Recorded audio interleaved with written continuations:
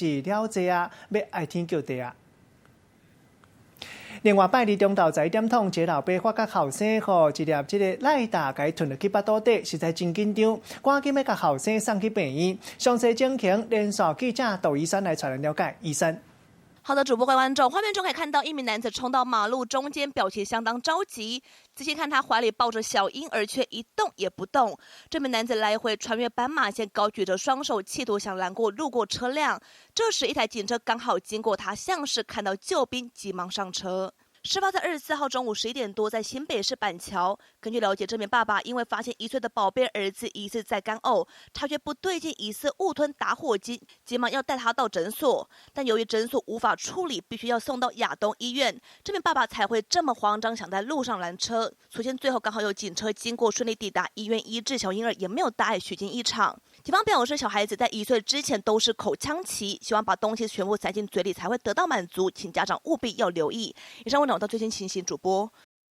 港官嘛是上新的消息来关心，一只通联客运透早日咧宜兰大溪，家己启动中央隔冰岛，该在车内迄当时无人客，规个游览车的头前拢甲密密麻麻，涂骹嘛规个拢全碎玻璃，交通拢袂顶袂当，警察赶紧来到现场斗相共指挥，结果大溪早起时因为上大雨，客运车掠袂牢，弄得互难，运将家己就轻伤，送病院了已经无啥要紧，警察来到现场处理，嘛甲这个游览车甲伊刷走，即嘛等咧调查意外发生的原因。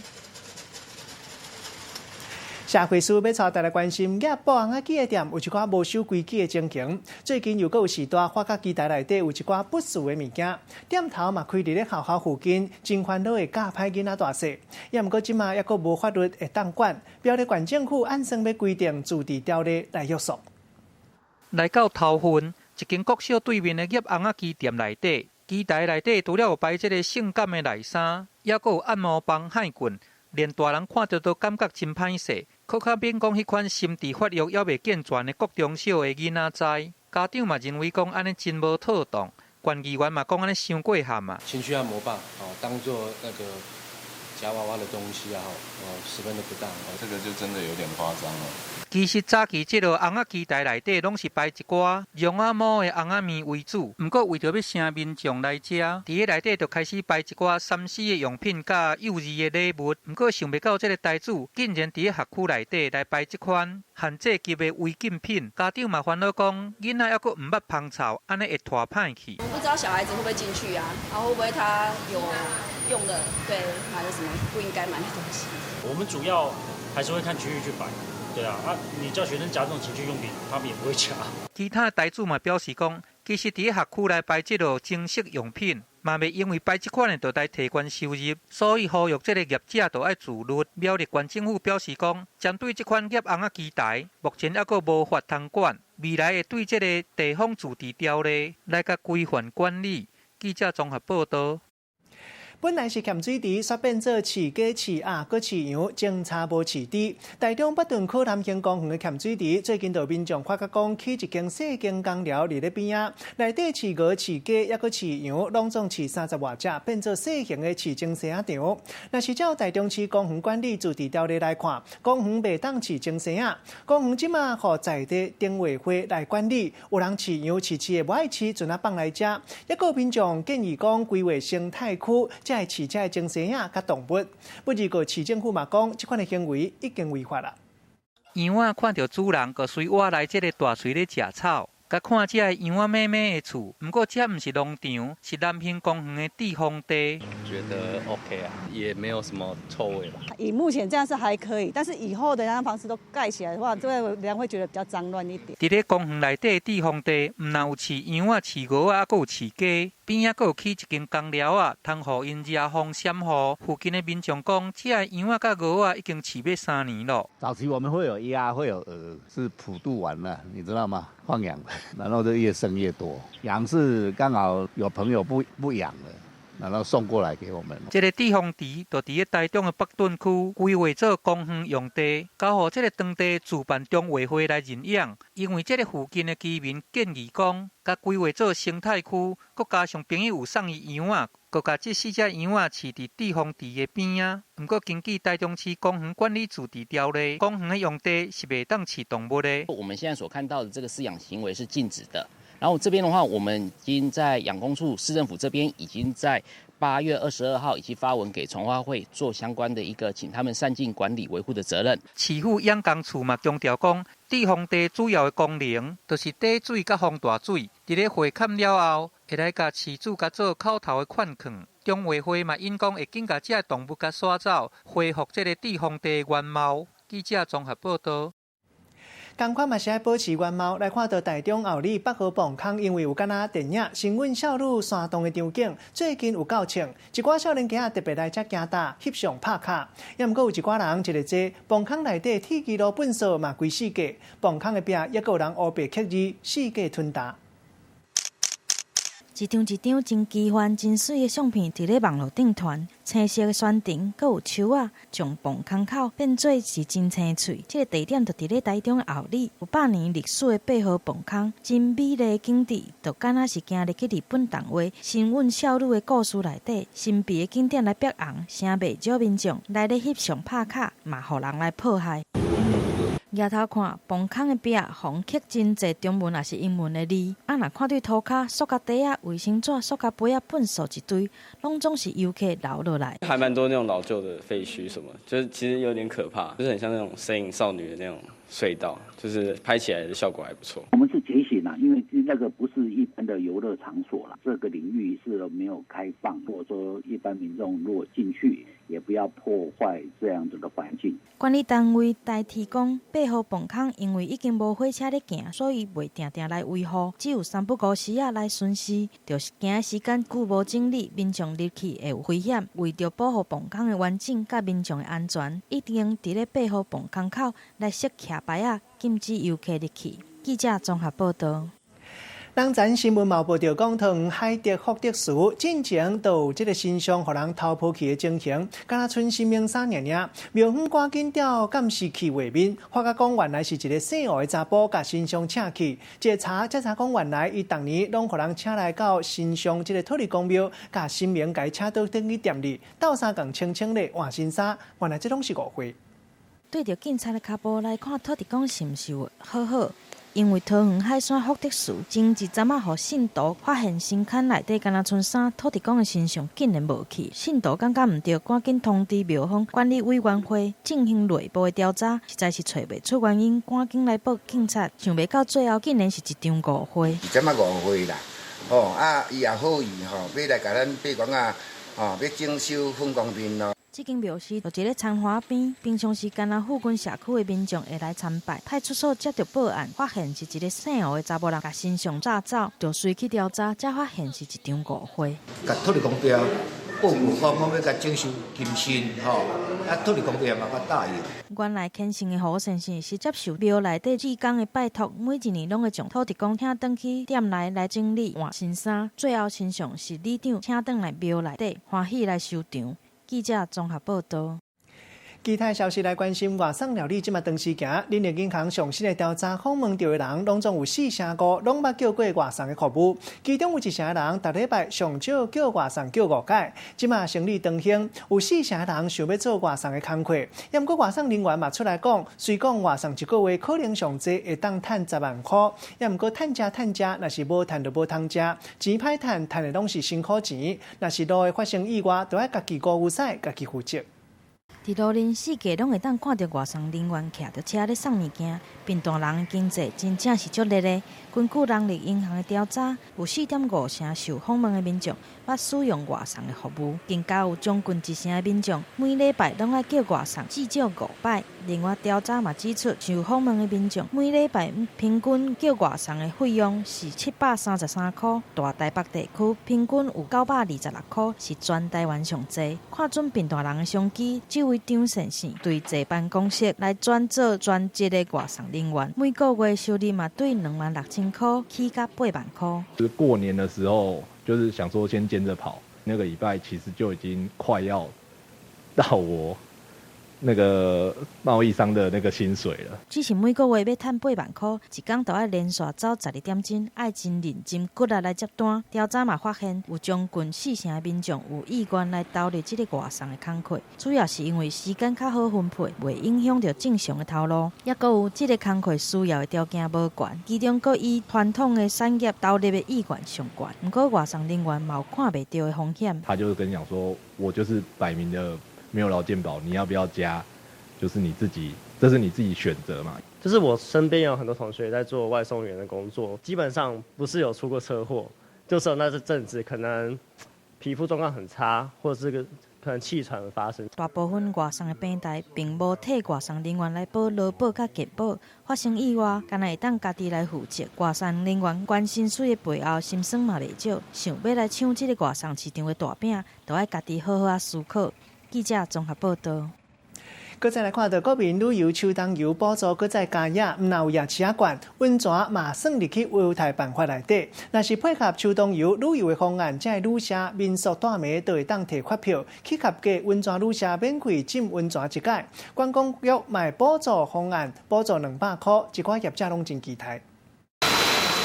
浸在温泉内底，规身躯拢变烧了。天气变冷，温泉上受欢迎。观光局嘛专工来到台东，甲全台湾的温泉饭店业者开会，要撒温泉优惠出来。住宿1晚，然后他可以拿到这一个夜市券，持这一个发票到这一个他这个在地想要去的一个地方来做泡汤。观光局计业者目前已经有共识啊，初步规划，若是民众有去住、有参加各路秋冬补助方案的旅馆甲民宿，住一间房间就会当凭发票，去有参加活动、各有合格温泉飘香业者的大奖池，免费洗一届温泉。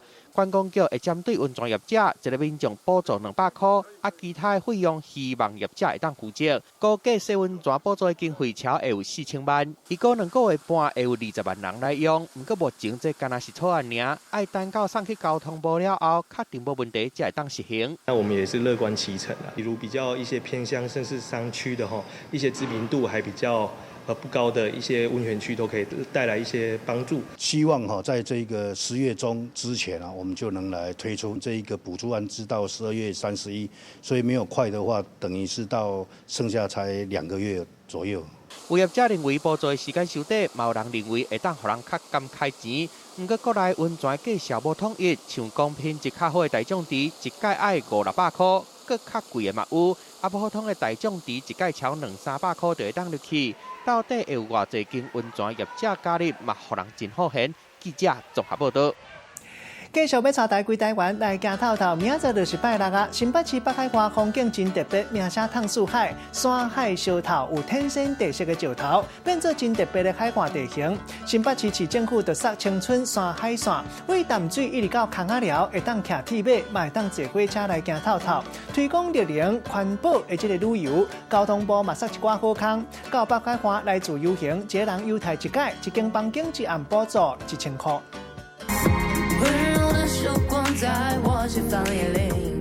太阳、晴天、大海，北海岸的人全部写入去音乐内底。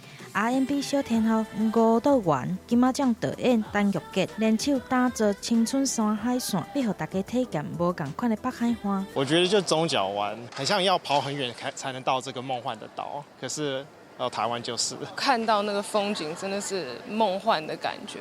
对淡水到贡寮北海岸特别的地形，和真侪观光客真介意来。新北市政府就设出青春山海线，会当透过脚踏车、电动机车到铁路来一抓低碳环保的绿能旅游。我们可以做智慧渔港里面的游艇出海，可以从海来看我们的青春山海线。包括我们的电动机车，我们也规划1日游。绿能旅游除了自由行，还会当包车来耍拍卡热门的景点，暗时还会当来坐船欣赏13站遗迹的光雕。各式各样的耍法，但是干那一天哪有够？交通部嘛设出好康，每一个人优待一届，每一间房间一暗1000块的旅游补助，让民众轻松来佚佗，无负担。记者综合报道。同款嘛是会当食好料的无负担。继续来看到台中的大坑，荷兰俄罗斯台中市的后花园，为了要来推广大坑的料理，特别邀请在地餐厅业者300道宴，有红鸭鸡、东亚米糕，也有笋丝海产鸡，拢总在出的料理。一道本来8,000块，即嘛免5,000块就食会到。新历9月23开放，给大家注文，短短2天内100道随互人注文了。真香的汤头加上澎湃海产、虾仁、加辣鱼、金光肉，佮加入笋丝，互鸡食起来口感变化佮较济。你讲温泉饭店的这出笋丝海产鸡，用到大坑在地特产笋仔，各种的海产佮笋仔配合甲真斗搭。另外，佮会当代表大坑的店东东乌圆。乌圆甲番薯圆食起来 Q 弟弟，蚵仔膏香香甜甜、绵绵松松，100道宴顶的唯一一出店咯。大坑相款的头家联合办一个大坑100道宴，所有道之师拢利用大坑的特产食材来做特色料理，上大惊小。头一出就是红鸭鸡。掌声来一下，由我们大坑第一位的殊荣啊！另外，像讲名庄德公饭、龙蛙兼鸡卵糕、潮州卤水、樱桃鸭，拢总在出料理，互你唔免塞车一间一间去找，一届就会当全部拢食到。唔过干那限量100道，一道爱8,000块，这届优惠唔免5,000，2天就全部拢红订完。10月25日哈，在我们大坑金补库的停车场这边重新恢复来举办。旧日一地动的时阵，大坑灾情真严重，经过真侪年的重建，过去虽然10几多年拢有办大坑千人宴来请游客，不过4年前煞停办，这届让4年重新搁办在地料理百宴，互人搁一届感受到大坑办到热闹的气氛。记者综合报道。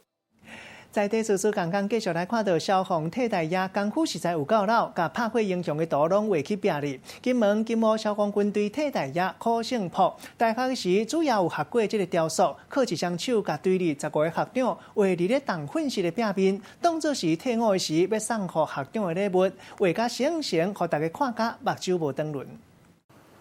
一笔一画，伫咧壁顶真幼稚来画出这个面部的表情。这青真的新闻开口，就甲咱亲像甲相片甲因的壁顶悬同款。另外，这幅画作更较互人看到目睭拢紧起来。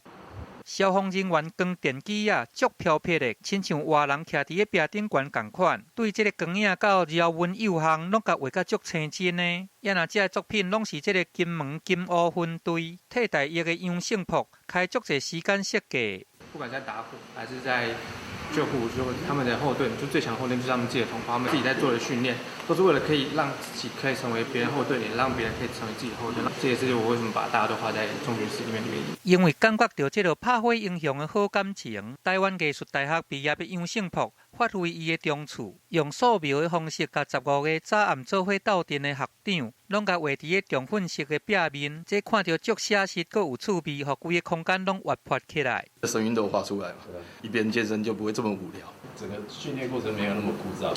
对，就可以一边看一边做这样。这就敢若真的创作，互真侪消防队员拢感觉讲太厉害咧。杨胜普嘛透过这个画作，甲当作是退伍的临别礼物，毋但传达拍火兄弟的革命感情，嘛正做大家心肝眼啊美好的记忆。记者综合报道。台北市出名镜花城百货公司开18档，确定新历11月30日要收起来。过去是百货公司刷来变做高级的办公室大楼。一寡消费者上界关心的就是也未用完这礼券要安怎？即马确定讲拢会当换现金。咱先来看到这是内底喜欢客镜花影城，因为会员卡规台湾拢通用，影响较少。也毋过民众若是感觉讲去别个所在无方便，10月起嘛会当申请甲内底欠的钱换做现金。另外，还有12楼。这个结婚会馆，若是已经订结婚岛或者是买个，拢会当改去别间业者，买当直接退钱。未来金华城拆除后，我们将规划新建这个顶级的国际级的商办。有18年历史的金华城百货，伫经过4届招标了后，总算标出去啊！可能11月30就要收掉，时间剩无偌久，就惊无用完的礼券变作本数，互民众骂。金华城决定，这个礼券拢会当提起甲因换现金。兑换成现金化，在10天左右把所有作业方式提出来，同时会公告。金华城就要关门啊！不过到9月底周年庆未有改变，10月嘛有规划减温庆，即马预计阁要办封馆拍卖。停业进前用上优惠的价格送好康的给楼主顾，真侪影迷拢真关心的戏院客行华影城，虽网买得咧关门，不过会员卡全台湾拢会当用，影响较小。不过针对行华影城，为10月开始也是杀加钱限制降价，卡内底钱会当换做现金，佮有点数换商品的限制降价，才会好康的出来。未来嘛有可能会伫本来所在佮定开幕。不过，伫咧12楼的婚宴会馆损失就真大。他们所处理的方式，这样第一个是转介到其他的这个宴会场所，另外一个就时间做一些调整。婚宴会馆讲，本来甲百货公司的契约是到明年年底，结果即马互提早解约，包括婚宴甲尾牙，影响超过2000外多。即马唔那全部拢爱退掉，有诶该赔偿，呼吁民众手头若是阁有现金抵用券，一定爱伫关门之前赶紧用完。老品牌百货公司关门，馆内头家就算真无奈，嘛干来当赶紧杀应对的措施出来，保护消费者的权益。记者综合报道。在点上新的画面，要带大家看到家人的雕艺术节，今年已经第5档啊！昨暗日咧正滨区港开幕，办岛代表活动已经正式起鼓。刷落来阿军立手的做准手，伫咧开幕的水舞头前正式点灯火，一正伫要退役时阵啊，变做规场上界遐目的所在。日时会当看到水场表演，若暗时有灯火设计，互大家会当看到这个做准手现场200拍的灯火做火点互到，规个看过光艳艳，观众大声欢呼个学乐。另外，同款是上新的天气消息，要来关心台湾东边海面热带性低气压，上紧的暗对变做风台，号名叫做米塔。新历10月初1会上瓦咱台湾。中央气象局的资料显示，讲菲律宾东边海面出现这个热带性低气压，可能变做今年第18号风台米塔。有气象专家预测讲，直接扫来到台湾的机会较低，也毋过也是会影响到咱台湾的天气。另外，中央气象局下早针对宜兰发布上大雨特报，提醒民众出门都要特别注意安全。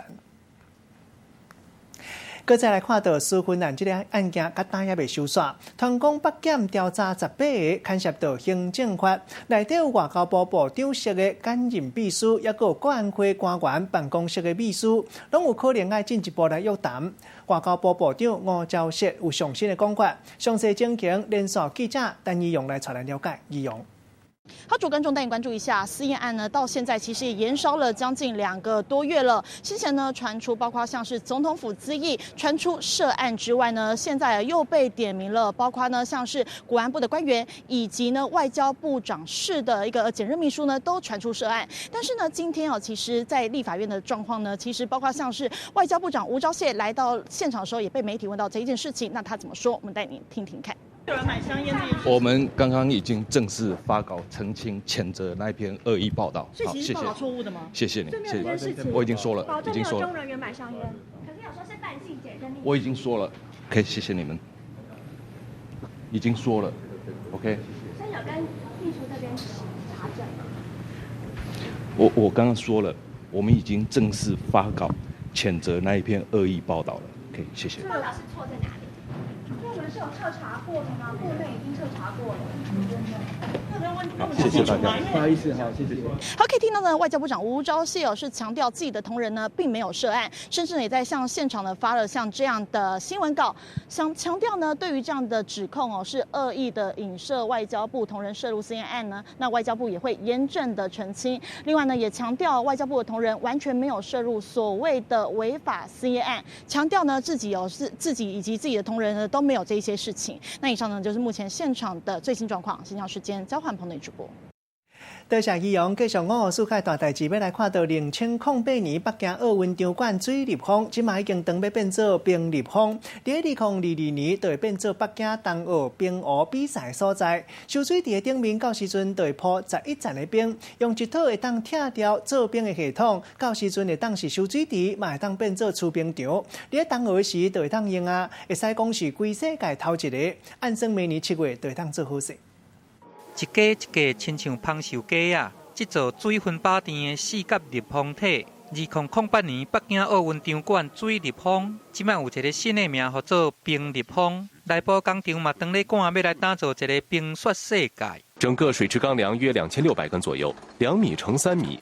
这个冰立方就要来争做2022年北京冬奥的这个冰壶比赛场馆，伫咧水已经漏掉游泳池内底，来甲搭一排一排的这个钢架啊，要来甲安装这款会当活斗活跳的制冰系统。要伫咧这个泳池顶悬来铺10亿元冰，搁要来起有4条标准赛道的冰壶场地。这套系统伫咧冬奥会顶悬来使用，创下世界头一例。到时伫咧遮都有兼顾这个水甲冰的功能，通予游泳池甲冰场来互相转换。制冰的管路都在工厂加工。未来会陆续进到水立方里来。这个冰壶比赛的场地，伊的温度、湿度甲光线，这个超测拢真重要。冰立方办批要伫咧明年7月来完工，未来除了举办游水、跳水、甲水顶芭蕾这比赛项目，嘛还阁通看到一寡冰原顶悬的活动，要来互水立方体育场，嘛会当伫咧北京的这个冬奥发光青影。记者综合报道。过来看到前2天啊，塔巴风台扫过日本，引起到透风，也有天气较潮湿。到日本的民众伫咧富士山半空中看到真水的叶状云，有人讲是飞碟云。到网友讲耍笑，讲这是风台留落来真有路的纪念品。一般认为讲看到这款的飞碟云，代表半空中的风真透，有可能是风面或者是低气压换过来，嘛有可能是天气较无稳定。若是有机会，就会当注意到。无得甲讲，咱台湾嘛有机会看到这款的飞碟云。这回要来听蔡心如详细的讲法。今天我们也跟这个蔡顾问联系，那因为之前他刚好有会议，所以就定在这个时间点跟大家来做说明。那针对这件事情，我们先请蔡顾问来跟大家说明一下。好，各位媒体先生早吼，来这么多人，先是这样子，大概就主要是就对苹果专访，我在问到说，其实他的原先是说，那个9月16号才通知柯市长，那会不会有被受骗的感觉？那我当时是说，在这个之前，我就幕僚以幕僚的感觉，通常幕僚也会做一些情势上面的判断。我说，在这个之前1个礼拜，我们大概就有点感觉到了。所以之后大概就是后来他们就说是哪一天，那我就讲了一个日期。那后来大概就是苹果就把它下标下说啊，这个是一场闹剧，或者是那个什么政治什么政治大戏，政治大戏这样子，演了一场政治大戏。那我这边可能要稍微说明一下，幕僚通常会有一些幕僚的感觉，但是呢，其实我的内心真正的虽然有感受到一些氛围，但是我内心还是，我跟柯市长内心还是非常的真心希望说，郭董最后能够勇敢的出来，然后为给台湾的一个第3条路做选择，这是我们一直都没有讲的原因。那至于那个郭办这边，其实当时就是已经进入到最后9月17号，所以大概前2个礼拜，他们有请我每天早上，如果有我时间上可以的话，可以去跟他们开晨会，所以我还是每天早上都有跟他们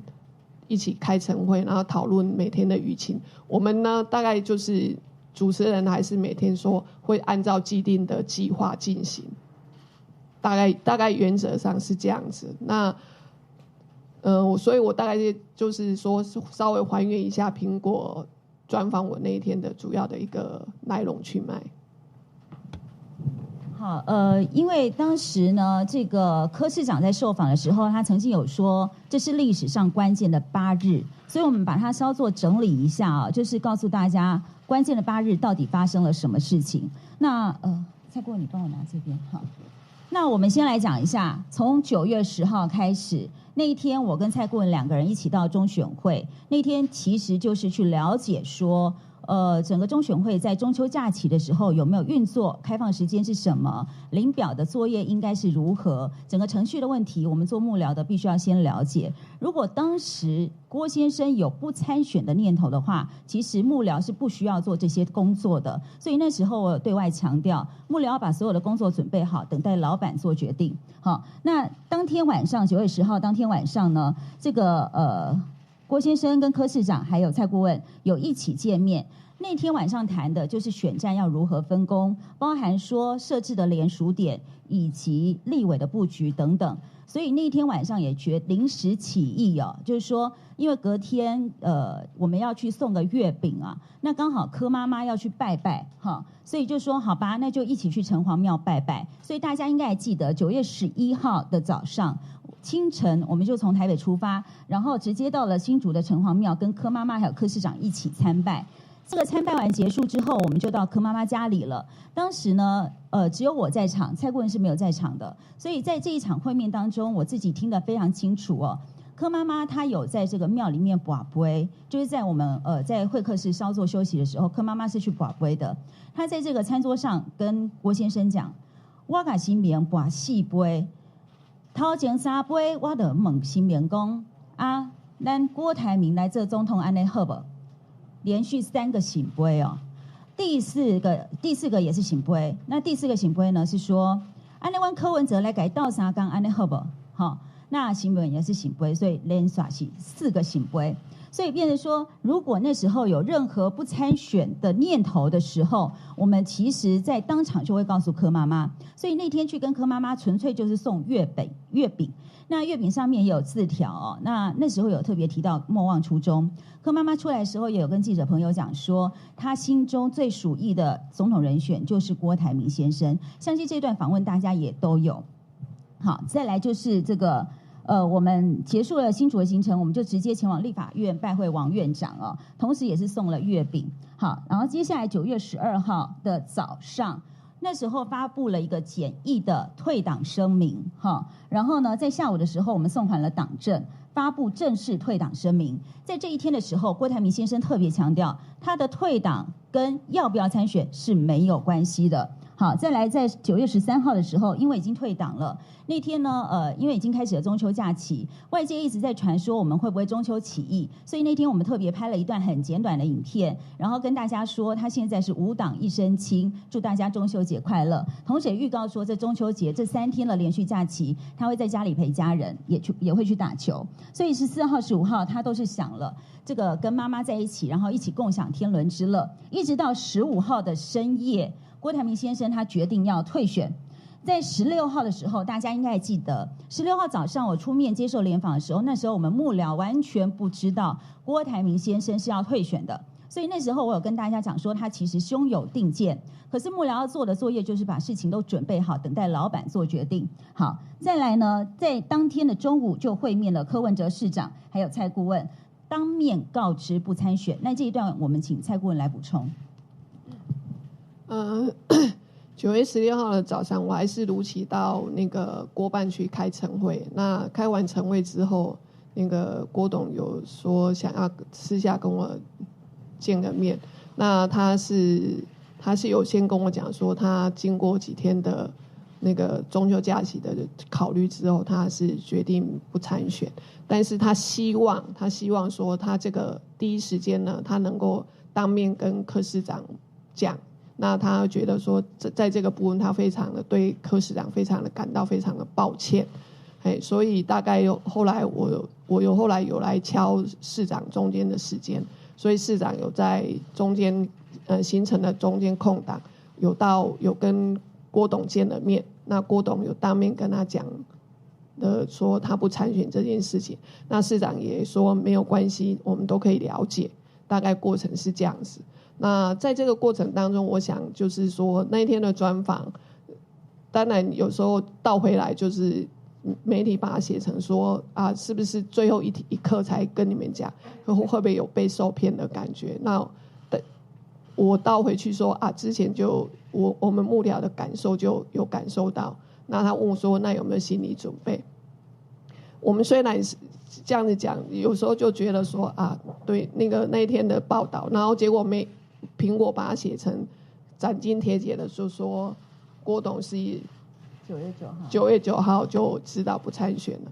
那应该那是我自己的个人感受。那这样子讲出来，让苹果很肯定的时候，觉得说郭董好像是在欺骗我们。我觉得我可能要先跟郭董说声抱歉。好，这应该不是我的本意。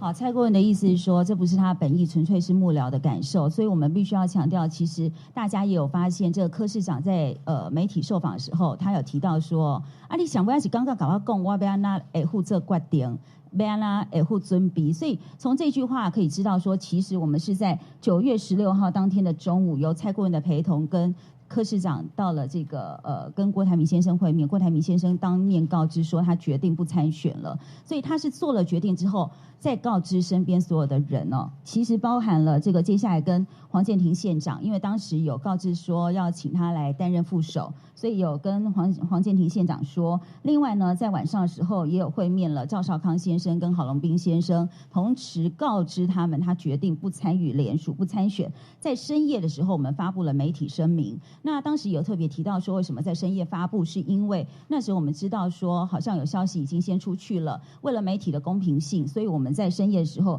赶快发出了这媒体的声明哦。然后在17号的一大早，我们跟王金平院长见面，我们也拍了一些照片哦，那告知说跟王金平院长说我们不参选了，然后在脸书上同时也发布了不参选的影片，所以整个关键8日的发生的时间点流程是这样。所以今天的记者会我们是希望说能够把事情说清楚，外界不要再有任何的揣测还有推想，还有任何的剧本出来。那蔡顾问当天接受媒体采访的时候，他纯粹聊的是他幕僚的感受哦。我们也说，其实幕僚的感受也很多，我们都不敢说100%做肯定。当时也跟大家说，9月17号之前一定会来说清楚到底要不要参选，是因为呢，如果有99%要参选，他很有可能1%也会发生不参选的事情。所以很多时候我们必须要把相关的作业准备好，然后再等待老板做决定。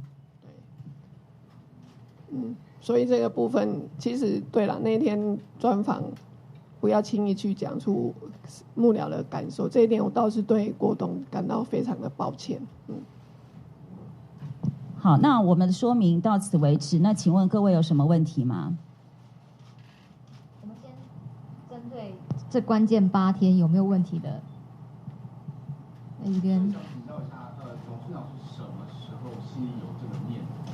那是最后您说是在最后的时候告诉你，那你当下为什么没有第一时间告诉你？我觉得9月我刚刚已经讲得很清楚哦，是在这个9月15号的深夜他决定退选的。我们在9月16号的早上还不知道这件事情，我们幕僚一直到9月16号的傍晚接近晚上的时候才知道说原来郭先生做了这样子的决定。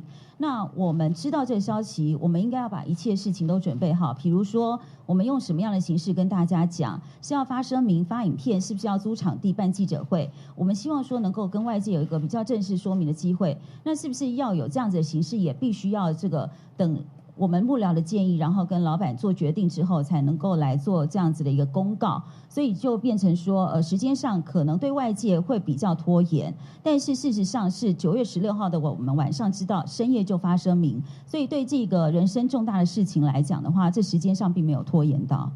好，有其他问题吗？后面好，加油。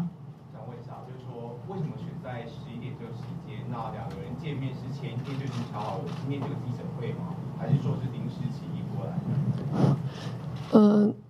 ？16号早上我还是如期去开会，那早上开会完就是去开会的时候，就那个郭董就告知说他想私下跟我讲的话，那他就跟我表达说他不参选，但是他希望第一时间可以跟柯市长先致歉，所以他觉得在公布出来之前，他希望能够跟柯市长见个面。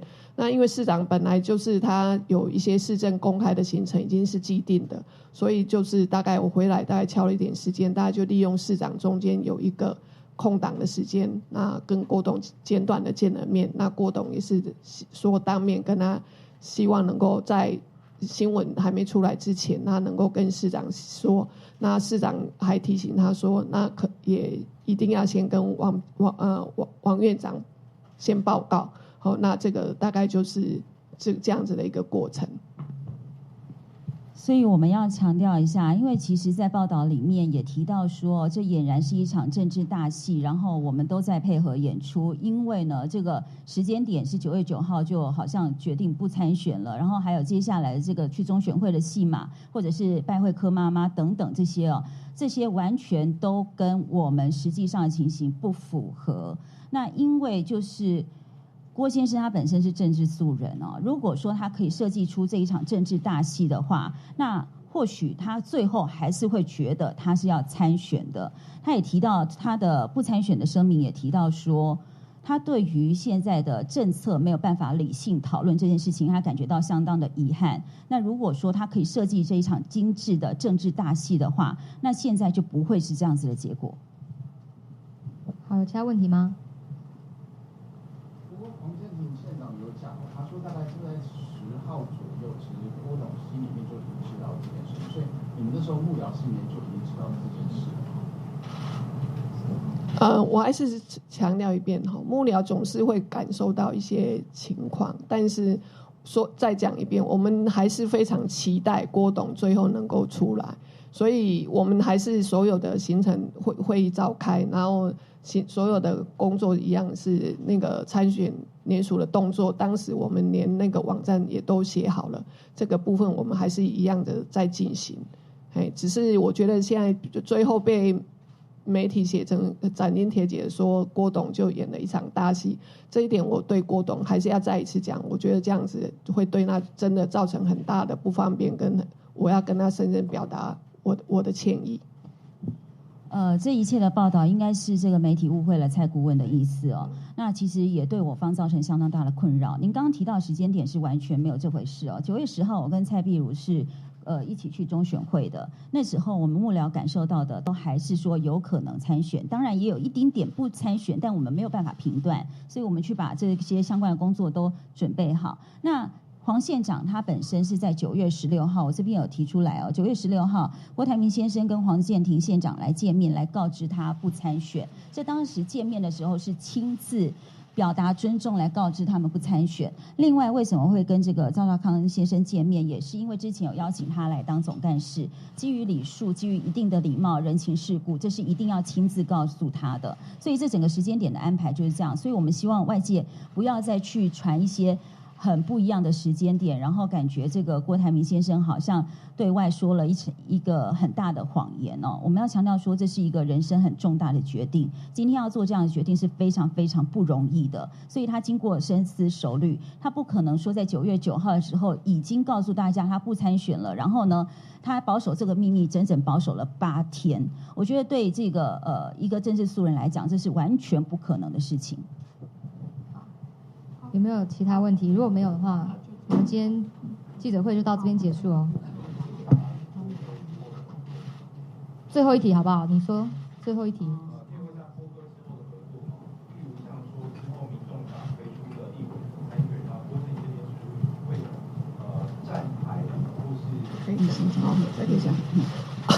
好，这个我来回答好了。那个郭董有明确的表示，就是说他可以来协助民众党的候选人来帮忙站台，或者是共同挂看板这件事情。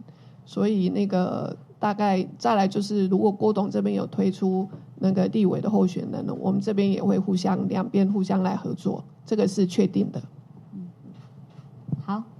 好，那我们今天记者会就到这边结束，谢谢大家。谢谢。好，如果可以让另外一个人发现自己的好，这也是一种幸福。人跟人之间的互相吸引，本来就是一种很难说清楚的感觉。开始了，就不要怕困难。每周1至周5晚间10点，《我的男孩》。我还有事，我先走，我也先走。没事的话，我先走。林少安这个人很难搞妹，在我心里有你这个朋友很棒，我才不相信朋友这种关系。大家都说我是天才，家里又有钱，日子一定过得很快乐。你要再不回去，他就断绝跟你的父子关系。我最讨厌人家威胁我。不要再一意孤行下去了，行吗？那我够了没有啊？20几年了，我一直过着他们安排的日子，那什么时候我才可以过我想要过的生活？9月28日起，每周6日晚间7点，人际关系事务所。得得奖作品是台湾电视事业股份有限公司。台湾文创新势力从家乡出发，获颁文创产业新闻报道奖。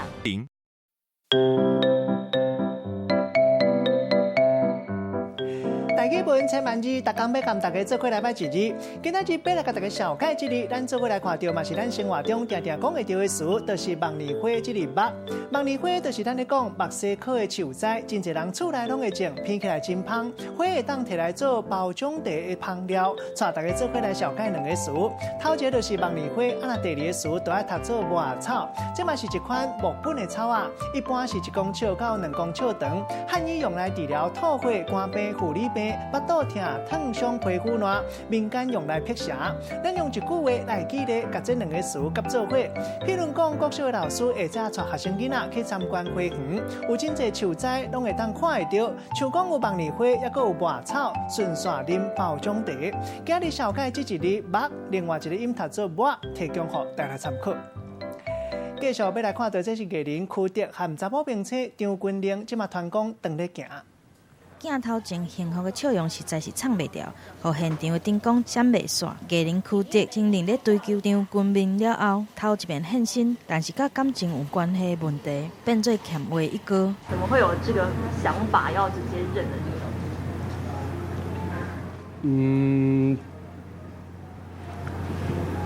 直觉，觉得顺其自然吧。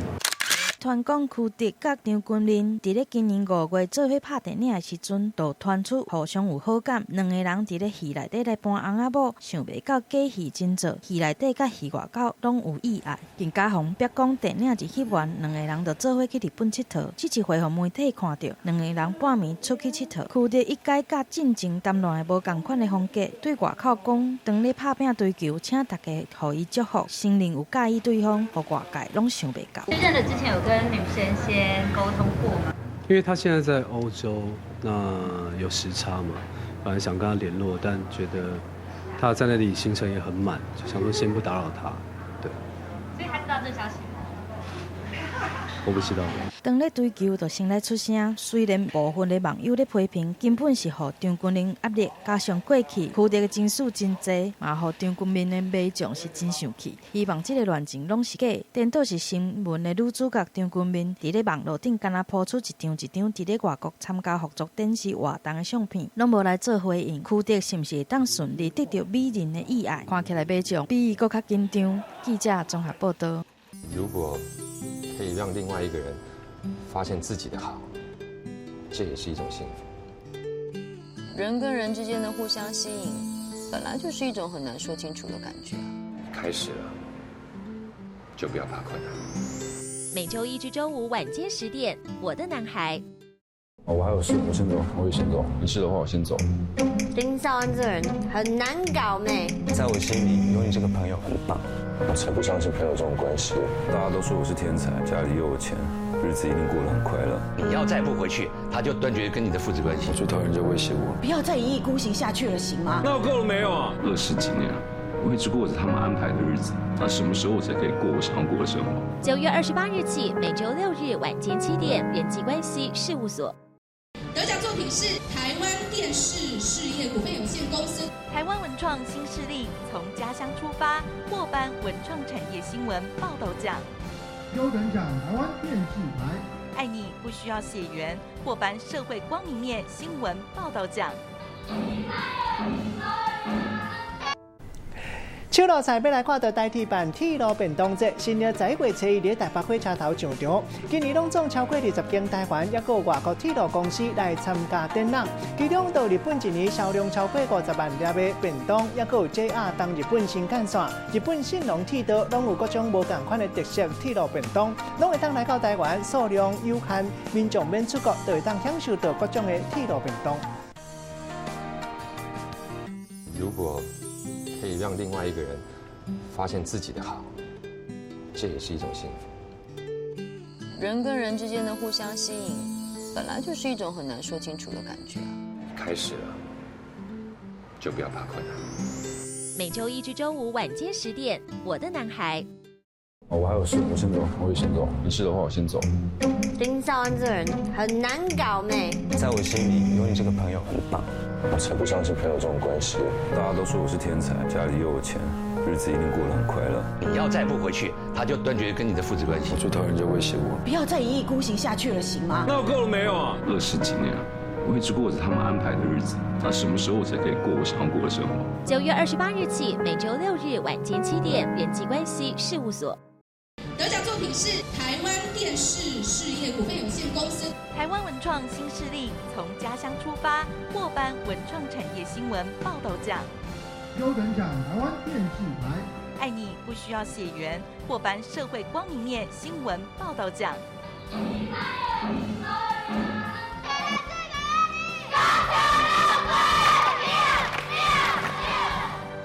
每个礼拜天带您寻找台湾感动力。华人直播盛典，超人气卡司、曹格、周兴哲、熊仔、张立阳、J. Sean、IBI， 华丽的主持阵容：黄鸿升、Janet、刘荣嘉、吴建衡、李佩瑜。第3届华人直播金鱼奖10月12日下午3点，敬请锁定台视。你疯啦！我们被警察找到总比我们2个死在海上好吧？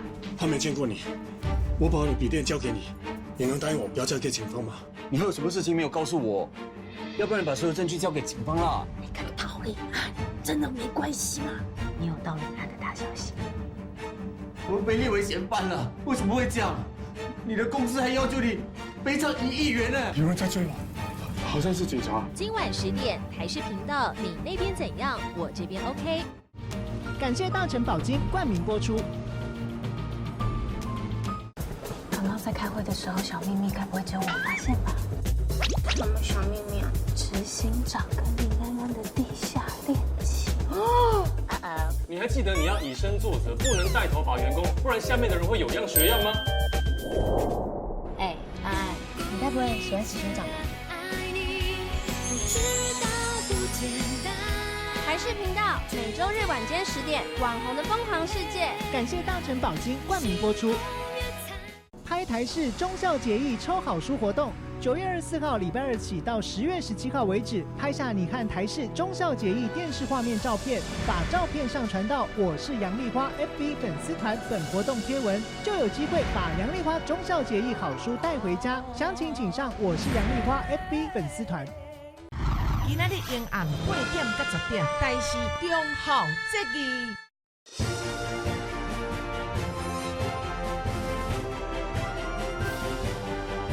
我觉得台湾自由多元的出版文化，应该也可以成为亚洲之光。有一些事情，只有像我们这样，什么事情都想试试看，而且不屈不挠的家伙，才能够做得到，让我们的文化更丰富、更精彩。谢谢大家。Are you serious？ 一日野餐企划，所有的主播都能参加，除了你，不能让他们小看我。谁会让你生气啊？看到你我就不去了，因为想要去别的地方。他来干嘛？我也不知道。林安安，我准备了礼物，你呢？我今天只是来唱首歌吧。好，我唱。台视频道每周日晚间10点，网红的疯狂世界。感谢大成保金冠名播出。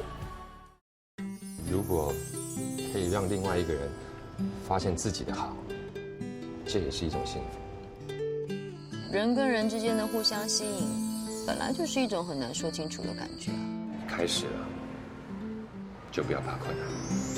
每周1至周5晚间10点，我的男孩。我还有事，我先走。我也先走。没事的话，我先走。林少安这人很难搞呢。在我心里，有你这个朋友很棒。我才不相信朋友这种关系。大家都说我是天才，家里又有钱，日子一定过得很快乐。你要再不回去，他就断绝跟你的父子关系。我最讨厌人家威胁我。不要再一意孤行下去了，行吗？那够了没有啊？20几年了，我一直过着他们安排的日子。那什么时候我才可以过我想要过的生活？9月28日起，每周6日晚间7点，人际关系事务所。得奖作品是台湾电视事业股份有限公司。台湾文创新势力从家乡出发，获颁文创产业新闻报道奖。优等奖台湾电视台。爱你不需要血缘，获颁社会光明面新闻报道奖。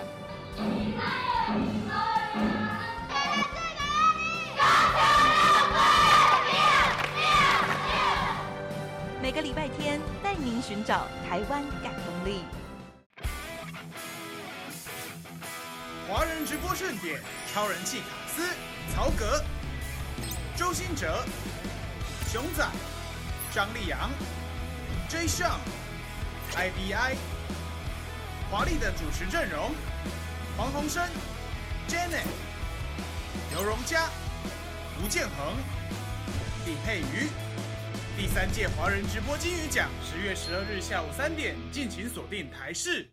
你疯啦！我们被警察找到，总比我们2个死在海上好吧？他没见过你，我把我的笔电交给你，你能答应我不要交给警方吗？你还有什么事情没有告诉我？要不然把所有证据交给警方啦。跟陶丽案真的没关系吗？你有盗领案的大消息？我被列为嫌犯了，为什么会这样？你的公司还要求你赔偿1亿元呢！有人在追我，好像是警察。今晚10点，台视频道，你那边怎样？我这边 OK。感谢大成保金冠名播出。刚刚在开会的时候，小秘密该不会只有我发现吧？什么小秘密啊？执行长跟林安安的地下恋情。你还记得你要以身作则，不能带头把员工，不然下面的人会有样学样吗？安安，你该不会喜欢执行长吧？台视频道每周日晚间10点，网红的疯狂世界。感谢大成保金冠名播出。拍台视忠孝节义抽好书活动，9月24号礼拜2起到10月17号为止，拍下你看台视忠孝节义电视画面照片，把照片上传到我是杨丽花 FB 粉丝团本活动贴文，就有机会把杨丽花忠孝节义好书带回家。详情请上我是杨丽花 FB 粉丝团。今仔日阴暗8点到10点，台视忠孝节义。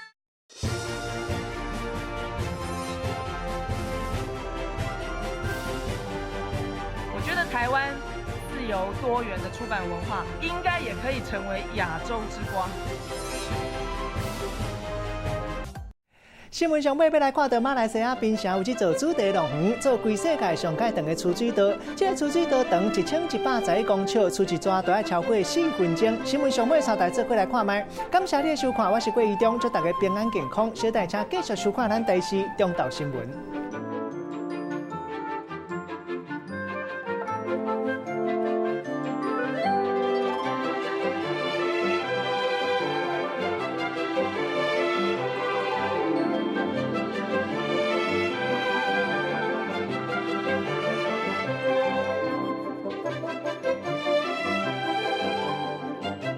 如果可以让另外一个人发现自己的好，这也是一种幸福。人跟人之间的互相吸引，本来就是一种很难说清楚的感觉。开始了，就不要怕困难。每周1至周5晚间10点，《我的男孩》。我还有事，我先走，我也先走。没事的话，我先走。林少安这个人很难搞妹，在我心里有你这个朋友很棒，我才不相信朋友这种关系，大家都。